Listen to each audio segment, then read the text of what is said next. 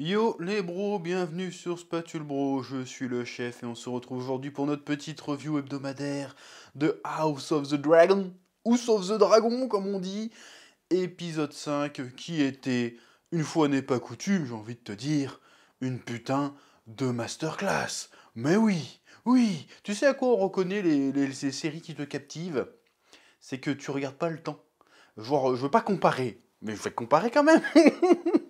Ring of Power, tu vois, deux, trois fois dans chaque épisode, je regarde combien de temps il reste. Là, j'arrive à la fin, je fais oh, déjà fini. Pourtant, l'épisode il dure 1 heure pareil, tu vois. C'est ça qui est dingue. Il se passe tellement de trucs, tellement de choses. C'est incroyable. On va essayer de débriefer ça. Là, je viens de finir l'épisode. Je suis encore tout fou. J'ai le poil tout hérissé. J'ai les tétons tout durs. On va en parler parce que c'était trop bien. Oui. Tu vois ce que je veux dire? C'est débile. Calmos, les amis. Ah, j'aime bien ça. Ça, c'est bon. C'est la manière la plus stylée de voler. C'est pas la Superman avec les bras devant, on s'en bat les couilles de ça. Tu fais oh. Et en fait, il est éclaté comme film.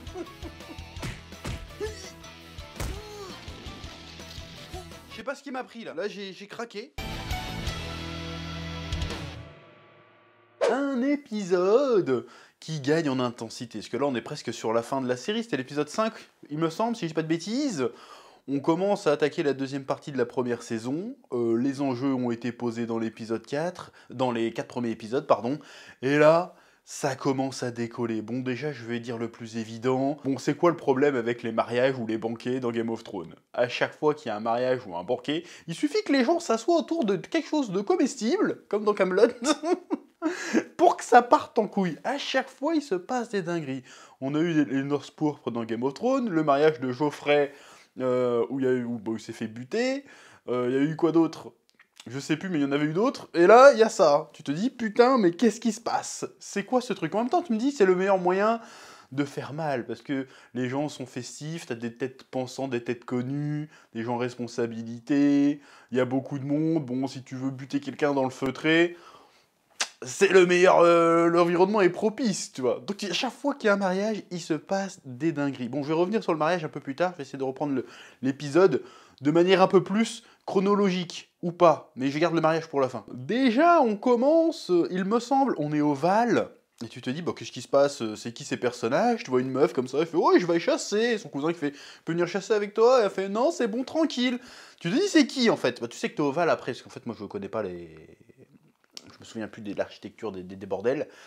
Et après, tu vois, elle arrive avec son cheval, et puis il y a un mec machin fait dis donc mon époux, et tu comprends en fait que c'est la femme de Daemon Targaryen, et à partir du moment où tu comprends ça, tu dis oh, il va se passer une dinguerie.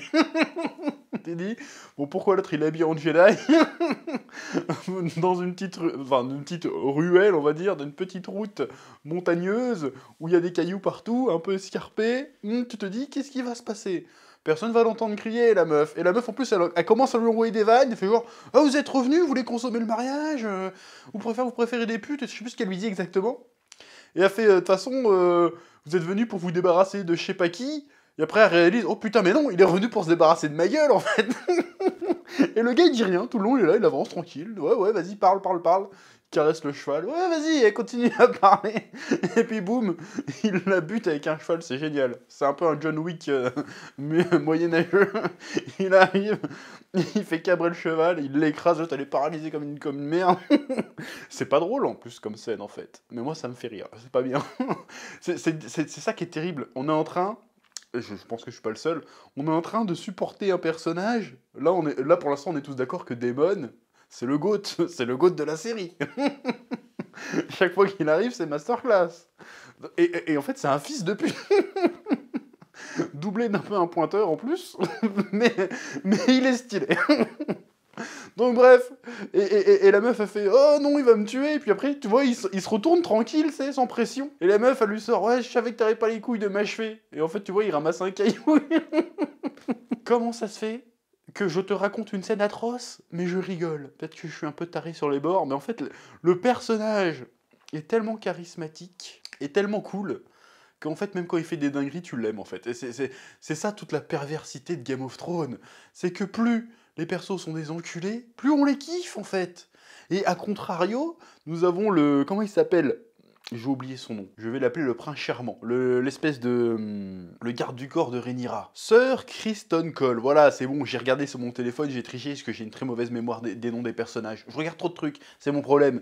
Et à contrario, tu vois qu'en opposition un peu à Daemon Targaryen, même si c'était pas le but, mais en général tu comprends ça dans l'univers de Game of Thrones, c'est que plus t'es un enculé, plus on va te kiffer et plus t'iras loin. Et plus t'es quelqu'un de pur, de droit, de vertueux, que t'as un peu d'honneur, plus tu te retrouves dans la merde. C'est ce qui arrive avec... c'est ce qui arrive à Criston Cole. Que ce connard... Parce que c'est un connard. C'est un connard. Déjà, quand la princesse a essayé de le pomper, il aurait dû dire non, il aurait dû sentir. Il aurait dû le savoir que c'était un traquenard. Il aurait dû le savoir. Mais non, le gars, il y va, ok, ils font leurs affaires, mais le gars, comme c'est un putain de connard qui vit dans les contes de fées, il se dit « Ah bah maintenant je suis amoureux. Ah bah maintenant je vais devoir l'épouser. » Donc il fait sa demande un peu chelou, genre « Venez, on s'enfuit, on va devenir des clochards, on va vivre sur la route, mais au moins on sera libre. » Tu parles à une putain de Targaryen, alors évidemment qu'elle va te mettre un vent, que tu fais faire un mariage d'amour, mais elle t'aimait pas. Elle t'aime pas. Elle t'a pris toi parce qu'elle a pas pu avoir son oncle en fait. Et toi, au lieu de tirer parti de la situation en mode « Hé, je suis anobli, je bosse au show, j'ai un boulot prestigieux, et en plus je me tape la princesse », non, ça te suffit pas. Pourquoi ça te suffit pas? Parce que t'es dans un monde où avoir de l'honneur, c'est une faiblesse. Tu as de l'honneur, tu as des principes, bon, bah tu vas te faire enculer. Voilà. Nous, on le savait que t'allais te faire enculer, mais toi, tu le savais pas. Donc t'arrives, t'es naïf, au lieu de tirer avantage de la situation, parce que t'aurais pu tirer avantage de la situation, eh ben non. Quand la reine, elle te convoque, et elle veut te parler d'un truc, tu la laisses même pas finir, parce qu'en fait t'aurais pu t'en sortir, mais tranquille. Tu avoues, oui c'est vrai, je me suis tapé la princesse, mais à la place de me castrer, est-ce que vous pouvez juste me tuer rapidement, s'il vous plaît? Et là j'ai envie de dire, mais quel connard, mais quel connard, mais quel connard. C'est terrible, c'est ça qui est l'effet pervers de cette série, c'est qu'on se rend compte qu'en fait, être vertueux, avoir de l'honneur, avoir des principes, ça ne sert à rien. Déjà dans la première série Game of Thrones, regarde les Stark, comment ils se sont fait baiser. C'est parce qu'ils avaient des principes, mais bien sûr. Donc je vois le gars, il se fait niquer, et il fout tout en l'air. Il ruine sa vie, parce qu'il a il a couché une fois avec une meuf. Ça, c'est terrible. C'est une leçon. C'est une leçon pour ceux qui regardent, qui sont des jeunes jouvenceaux. C'est une leçon.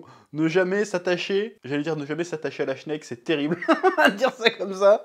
Mais réfléchissez, distinguez les deux. Il faut distinguer les sentiments et le cul. C'est important. Sinon, vous allez vous faire baiser. Hein. Je préfère prévenir, et pas comme vous aimez. Oui. D'ailleurs, en parallèle aussi, c'est ça que j'aime bien dans cette série, il y a beaucoup d'histoires en parallèle, et elles sont toutes pertinentes et intéressantes. Il y a l'évolution de Alicent Hightower, j'ai retenu son nom, qui a une bonne évolution, qui était un petit peu passive jusqu'à présent, et puis qui là est obligé de passer un peu à l'action, un peu passer à l'attaque, de par le fait que son père s'est fait congédier, n'est plus main du roi, et avant de partir, il lui donne un conseil qui, en fait, tu te rends compte que c'est pas juste une affaire de... Cette affaire pourquoi il pousse pour qu'Aegon soit héritier, c'est pas seulement une affaire de pouvoir ou d'ambition, c'est parce qu'il sait très bien que si Rhaenyra hérite et effectivement du trône, ça conduira à la guerre civile, ce sera la merde, et pour asseoir sa domination et assurer son pouvoir, elle sera obligée, sans doute à contre-cœur, mais elle sera obligée de se débarrasser des autres héritiers légitimes du roi.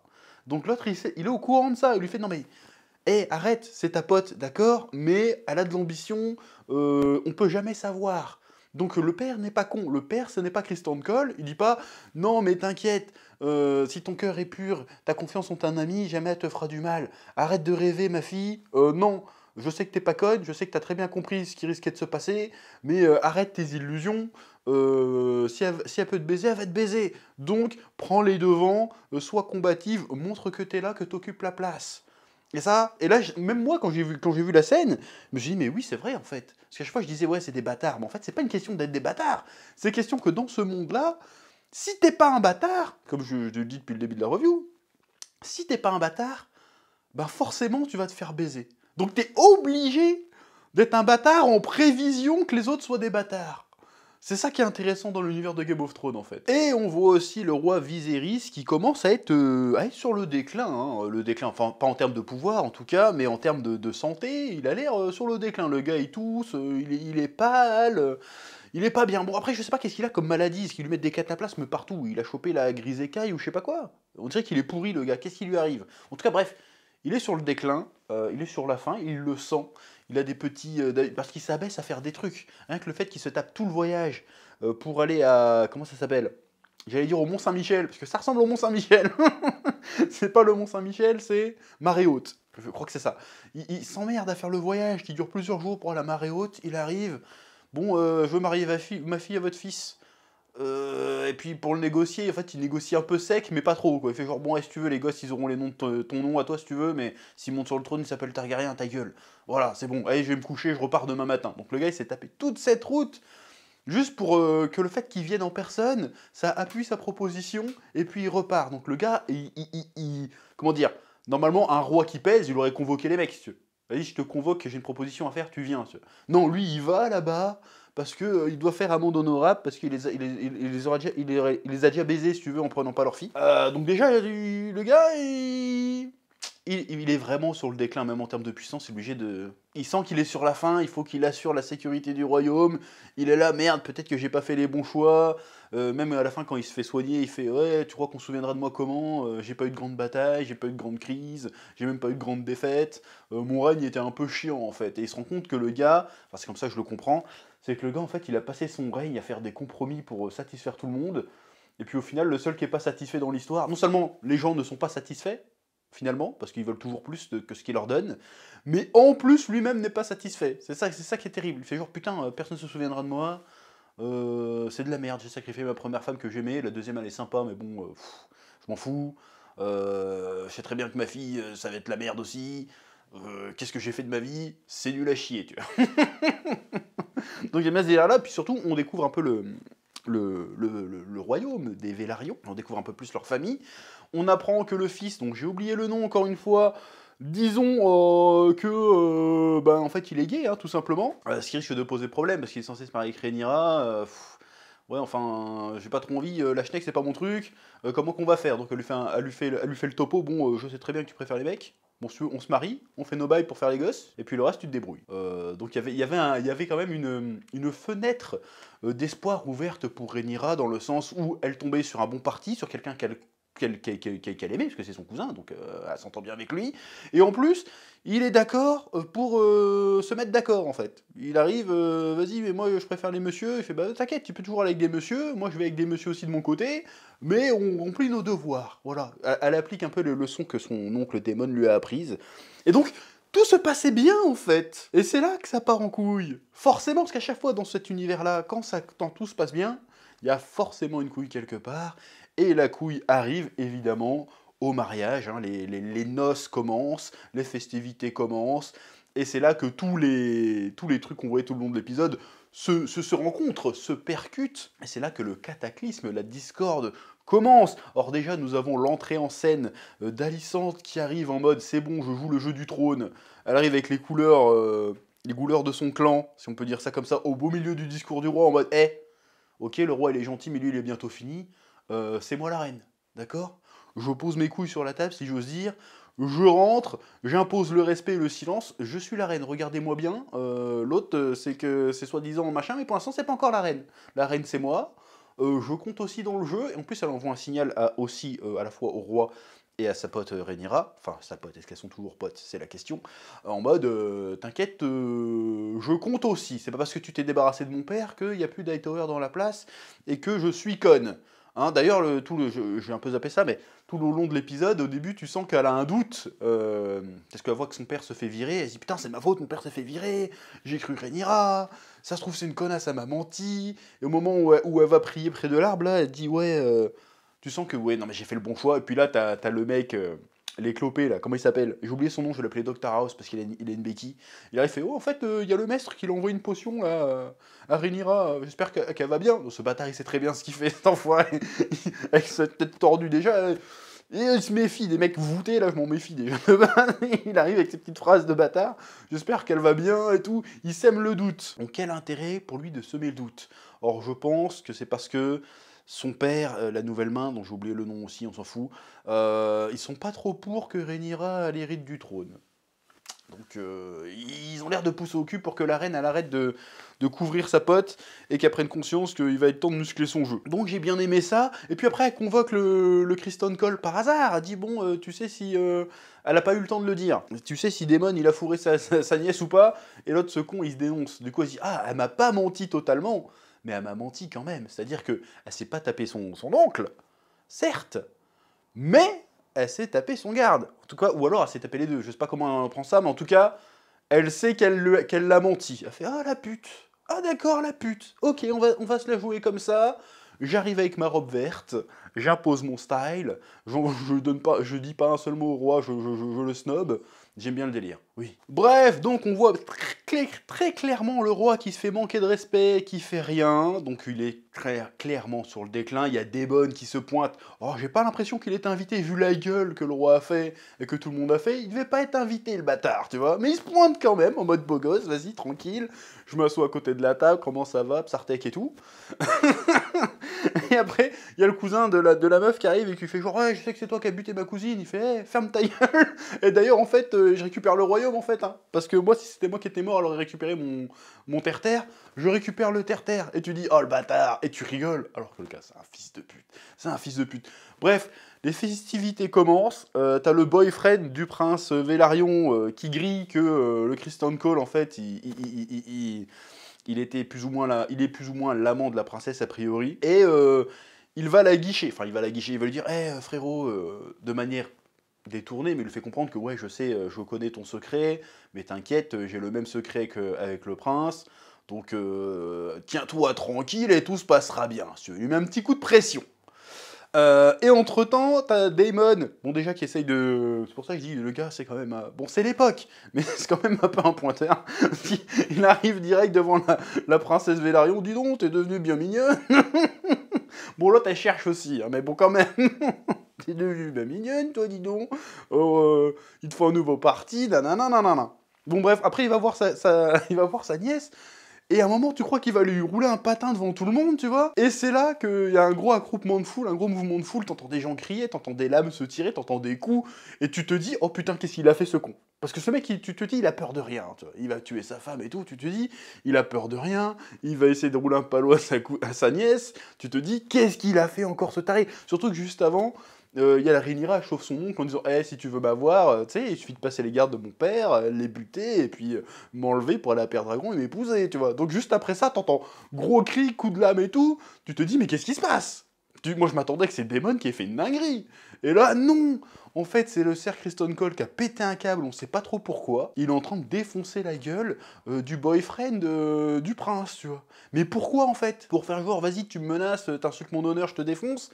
Ou il fait ça pour protéger quelqu'un, j'ai pas compris pourquoi il avait pété un câble, ou juste parce qu'en fait il a été blessé dans son orgueil, et il a dit vas-y, je suis pas un gigolo, nique ta mère en fait, je suis pas comme toi, moi je vais te défoncer en fait. C'est peut-être ça, peut-être un regret d'orgueil pour gagner son honneur, et après tu le vois, il le défonce salement d'ailleurs, l'autre il a des gros trous et tout, il s'est acharné quand même. Personne ne les sépare ni rien, c'est un truc de fou. Enfin bref. Et après, il part dans le jardin, il va se faire ses poucous. Tu dis, oh, mais il est japonais, le gars, qu'est-ce qu'il va faire? Et là, elle arrive, elle fait, non, attendez, Ser Criston Cole. Donc là, ça veut dire, très probablement, que la reine, elle va se trouver un allié. En mode, bon, je connais ton secret, j'ai rien dit, tu m'en dois une. Gros, tu vas pas mourir tout de suite. Tu vas rester avec moi et tu vas m'aider à niquer la princesse. Donc là, c'est très intéressant, parce que la Rhaenyra, qui jusqu'à présent s'en sortait vachement bien depuis le début de la série en réalité, même si elle faisait un peu sa connasse, se retrouve démasquée. C'est-à-dire que les gens ont l'air d'avoir compris que c'était une connasse, et ont décidé de devenir des connasses à leur tour. Là, ça va être super intéressant. Comment elle va faire pour se dépatouiller de toute cette merde? Parce que là, elle commence à avoir quand même pas mal d'adversaires, pas mal d'ennemis. Et même le gars qu'elle tenait à l'écart en mode c'est son jouet... et apparemment, il va très certainement se retourner contre elle. Donc ça risque d'être rigolo, tout ça. Oui. Par contre, le truc que j'ai pas compris, c'est que direct après l'incident, il marie le prince et la princesse directement, alors que c'était prévu qu'ils se marient seulement, qu'ils fassent leurs vœux et leurs noces, qu'une semaine après. Alors, est-ce que c'est parce que le prince s'est mis à chialer devant la dépouille de son boyfriend et que du coup tout le monde a comment dire, les gens ont commencé à jaser en mode bah dis donc, bah dis donc, tu vois. Et pour faire court aux rumeurs tout de suite, ils les ont mariés direct, ou parce que aussi la princesse a certainement été remarquée d'être très proche de son oncle, très certainement. Donc pour couper court aux rumeurs, ils ont fait direct, vas-y, ils vont se marier, comme ça l'affaire est réglée. Qu'est-ce qui se passe en fait? J'ai pas trop compris l'enchaînement des situations, hein. Je ne doute pas une minute que certains m'expliqueront dans les commentaires, parce que des fois il y a des choses qui m'échappent, il n'y a aucun problème à ça. Et le roi tombe dans les vapes à la fin de l'épisode. Est-ce qu'il va déjà claquer? On n'en sait rien. Mais en tout cas, encore une fois, épisode masterclass. Rythmé, intrigue, sous-intrigue, sous-sous-intrigue, tout rentre en collision et explose dans un tourbillon de saveurs, j'ai envie de te dire. Franchement, je prends mon pied devant cette série, elle est très très bien. Et, je pense qu'on est bien parti pour atteindre les grandes heures de Game of Thrones. Bon, après, on est d'accord, les deux. Allez, la dernière saison, c'est parti en couille de Game of Thrones, mais il y a quand même eu quand c'était haut, c'était très très haut. Et là, pour l'instant, on est sur une montée. C'est-à-dire que déjà, dès le premier épisode, on partait de haut, mais là, on continue de grimper, tu vois. Donc, je suis très très curieux de voir la suite, sachant que dans le prochain épisode, si j'ai bien compris, on va avoir une ellipse. Donc, on va changer d'actrice pour Rhaenyra et pour Alicente. D'ailleurs, l'actrice qui fait Alicente vieille, elle ressemble vachement. Bon, apparemment, celle qui fait Alicente vieille, enfin âgée, en tout cas adulte, a été castée avant la Rhaenyra jeune. Et force est de constater que putain, on dirait des sœurs en fait. Le casting est vraiment bien fait à ce niveau-là. Autant la Alicente vieille, franchement, si tu nous dis pas, tu lui enlèves la robe verte, tu dis pas que c'est le même personnage. Autant là, c'est crédible de fou. Enfin bref. Tout ça pour dire que cet épisode était encore une fois très très bien. Il y avait du suspense, il y avait des surprises. J'ai kiffé ma race. J'ai kiffé ma race. À un moment, tu dis, oh, tout se passe bien. Et puis en fait, non, tout se passe bien. Tout se passe pas bien du tout. Voilà. Et la leçon à retenir de cet épisode, s'il en avait qu'une, c'est que dans le monde de Westeros, ça sert à rien d'être un glampin. De croire en l'amour, de croire en l'honneur, de croire au devoir. C'est de la merde. Il faut être une saloperie. Voilà, si t'es une saloperie, tu vas t'en sortir. Alors je sais, même à contre-cœur, mais il faut être une saloperie pour s'en sortir. Voilà, les salauds s'en sortent toujours dans ce monde. C'est incroyable. Peut-être même que dans notre monde à nous, c'est comme ça aussi. Donc leçon à leçon. Ouais, bref. Sur ce, ça promet tout ce que j'ai à dire sur cet épisode, qui est prometteur pour la suite, hein. Vivement même les prochaines saisons et tout. Je sens que ça va être une série au long cours, cette histoire de House of the Dragon.